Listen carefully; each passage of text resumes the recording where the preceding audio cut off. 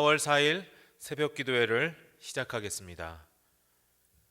복 있는 사람은 악인들의 꾀를 따르지 아니하며 죄인들의 길에 서지 아니하며 오만한 자들의 자리에 앉지 아니하고 오직 여호와의 율법을 즐거워하여 그의 율법을 주야로 묵상하는도다.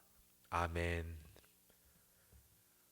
우리 함께 찬송가 291장 함께 찬송하시겠습니다.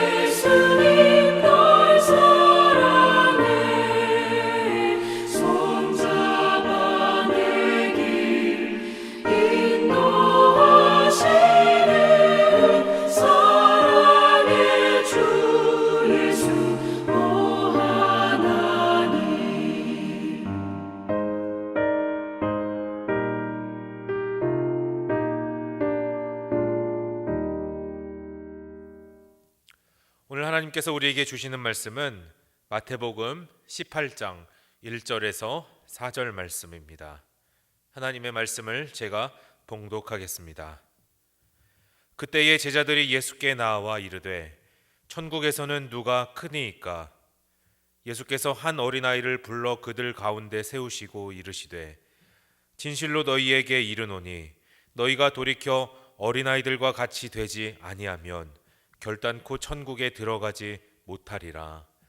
그러므로 누구든지 이 어린아이와 같이 자기를 낮추는 사람이 천국에서 큰 자니라. 아멘. 오늘 본문의 말씀은 누가 크냐? 라고 제자들의 질문에 예수님께서 답변해 주시는 이야기입니다. 평행 본문인 마가복음 9장과 누가복음 9장에 보면 제자들은 단순히 누가 크냐라고 하는 논쟁을 벌인 것으로 기록이 되어 있습니다. 그런데 오늘 본문의 말씀인 마태복음에는 이와는 달리 제자들이 진리를 탐구하는 마음으로 예수님 앞에 나와 질문을 하는 것처럼 묘사를 했던 차이점이 있습니다.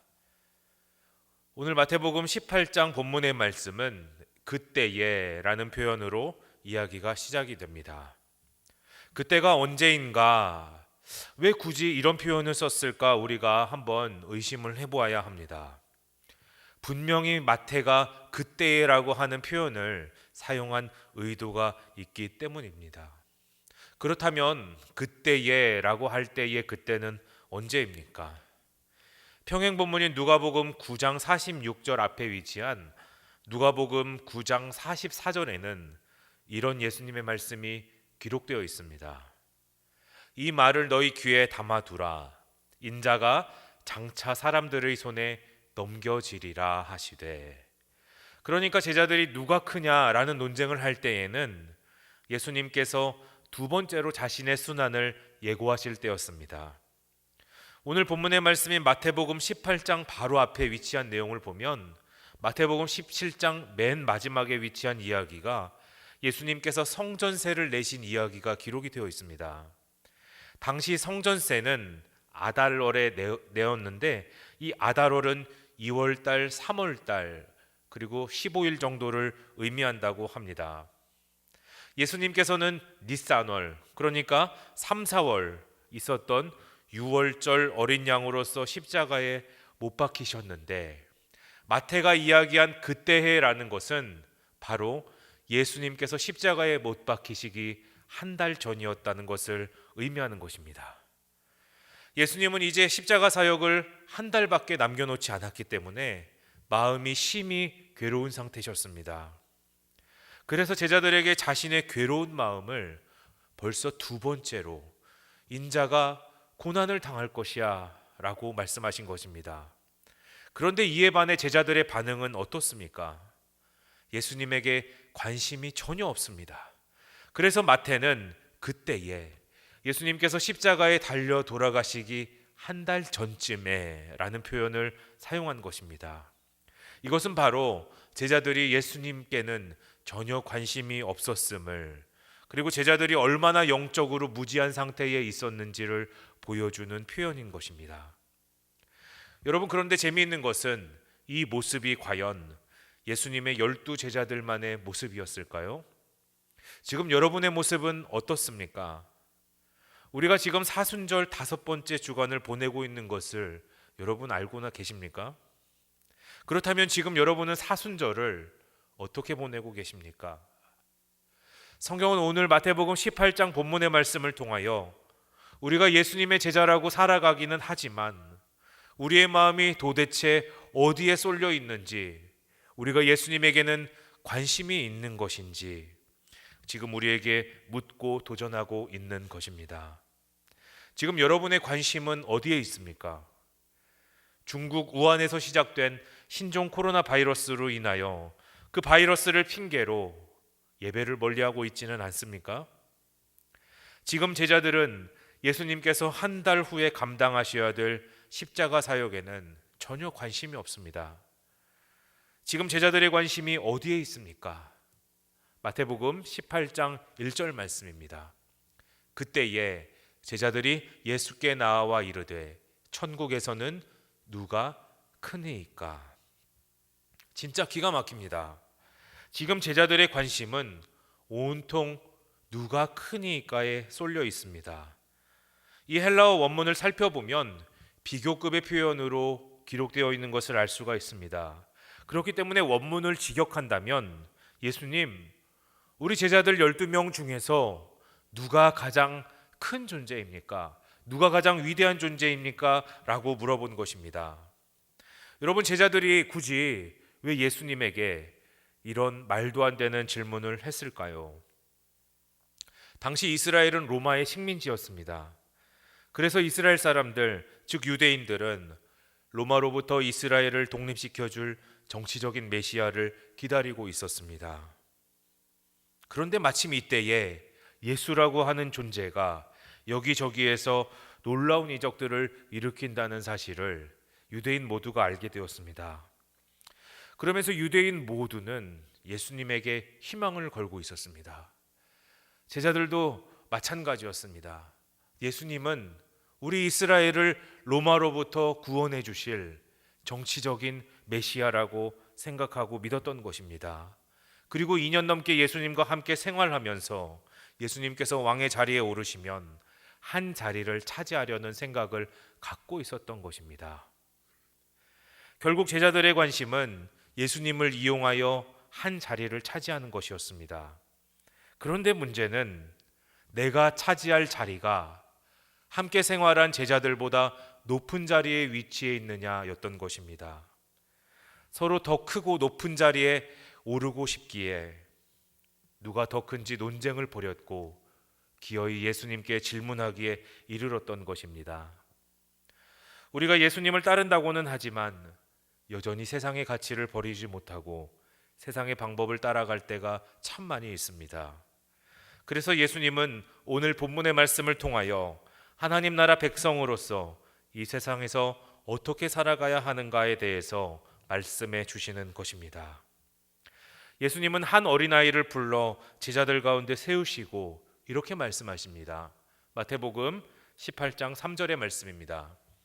이르시되 진실로 너희에게 이르노니 너희가 돌이켜 어린아이들과 같이 되지 아니하면 결단코 천국에 들어가지 못하리라. 우리가 살아가는 세상은 정말 냉정하기 짝이 없는 세상입니다. 달면 삼키고 쓰면 뱉는 곳이 바로 세상입니다. 그래서 사람들은 세상을 냉정한 곳이라고 이야기합니다. 여러분, 그런데 왜 세상이 냉정합니까? 자기가 살아남기 위해 끊임없이 경쟁하기 때문입니다. 제자들이 질문했던 것처럼 더 큰 자가 되기 위해서 적자 생존의 원리를 믿으며 끊임없이 경쟁하기 때문입니다. 그래서 세상은 강자가 살아남는 게 아니라 살아남은 자가 강자라고 이야기를 하는 것입니다. 여러분, 우리가 이 냉정한 세상에서 어떻게 살아가야 합니까? 마태복음 18장 3절 말씀을 제가 다시 한번 읽어드리겠습니다. 이르시되 진실로 너희에게 이르노니 너희가 돌이켜 어린아이들과 같이 되지 아니하면 결단코 천국에 들어가지 못하리라. 아멘. 여러분, 우리가 험난하고 냉정한 이 세상을 어떻게 살아가야 합니까? 예수님께서 말씀하신 단 하나의 방법은 바로 어린아이같이 되어라 라는 것입니다. 어린아이들을 벤치마킹해서 어린아이들처럼 이 세상을 살아가라는 말씀입니다. 그렇다면 우리가 어린아이들의 특징을 살펴보아야 합니다. 어린아이들에게는 특징이 있습니다. 어떤 특징이 있습니까? 자신이 원하는 것이 충족되지 않으면 어린아이들은 바로 울어버립니다. 반면에 자신이 원하는 것이 충족되면 어린아이들은 어떻게 반응합니까? 세상을 다 가진 것처럼 기뻐합니다. 이로 인해 우리가 얻을 수 있는 삶의 깨달음이 무엇입니까? 어린아이처럼 살아간다는 것은 먼저 현재의 삶에 충실하며 살아간다는 것을 의미합니다. 어린아이들은 어른처럼 내일 일을 염려하지도 않고 계산적으로 살아가지 않습니다. 자신에게 주어진 현재의 삶에 충실하게 살아가는 것입니다. 그런데 문제는 우리가 살아가다 보면 때로는 우리의 삶이 충분할 때가 있고 부족할 때가 있다는 것입니다. 그럴 때는 우리가 어떻게 살아가야 합니까? 성경은 전도서 7장 14절을 통하여 이렇게 말합니다. 형통한 날에는 기뻐하고 곤고한 날에는 되돌아보아라. 이 두 가지를 하나님이 병행하게 하사 사람이 그의 장래일을 능히 헤아려 알지 못하게 하셨느니라. 아멘. 결국 어린아이처럼 살아간다는 것은요, 현재의 삶에 충실한 것을 의미합니다. 현재의 삶에 충실한다는 것은 어린아이가 원하는 것이 충족되지 못하면 울어버리는 것처럼 곤고한 날에는 되돌아보는 것입니다. 그리고 어린아이가 원하는 것이 충족되면 세상을 다 가진 것처럼 기뻐하는 것처럼 형통한 날에는 기뻐하는 삶을 살아가는 것을 의미합니다. 그 이유가 무엇입니까? 야고보서 5장 13절에 기록되어 있습니다. 너희 중에 고난당하는 자가 있느냐? 그는 기도할 것이요. 즐거워하는 자가 있느냐? 그는 찬송할지니라. 아멘. 여러분, 이게 바로 어린 아이의 삶입니다. 현재에 충실한 어린 아이의 삶입니다. 어린 아이가 이렇게 현재의 삶에 충실하게 살아갈 수 있는 이유가 무엇입니까? 부모 때문입니다. 부모가 어린 아이의 옆에서 그 어린 아이의 삶을 지켜주기 때문입니다. 그래서 때로는 곤고한 날이 오고 형통한 날이 오더라도 되돌아보고 기뻐할 수 있는 것입니다. 사랑하는 우리 성도님들 모두가 살아가는 모든 삶의 현장에서 현재에 충실한 삶을 살아가시기를 주님의 이름으로 축복합니다. 때로는 조금 부족해도 괜찮습니다. 왜냐하면 우리의 삶을 지키시고 보호하시는 우리의 부모 되신 하나님이 함께 하시기 때문입니다. 그리고 어린아이의 특징 또 한 가지가 있습니다. 이어지는 마태복음 18장 4절의 말씀입니다. 그러므로 누구든지 이 어린아이와 같이 자기를 낮추는 사람이 천국에서 큰 자니라. 아멘. 어린아이의 특징 또 한 가지는 바로 자기를 낮춘다. 성경은 그렇게 이야기를 하고 있습니다. 여기에서 낮춘다라고 번역된 헬라어 단어는요, 타페이노라고 하는 단어입니다. 그런데 재미있는 것은요, 이 단어가 고전 헬라어에서는요, 이런 의미로 사용이 되었다고 합니다. 권력이 없는, 순종하는.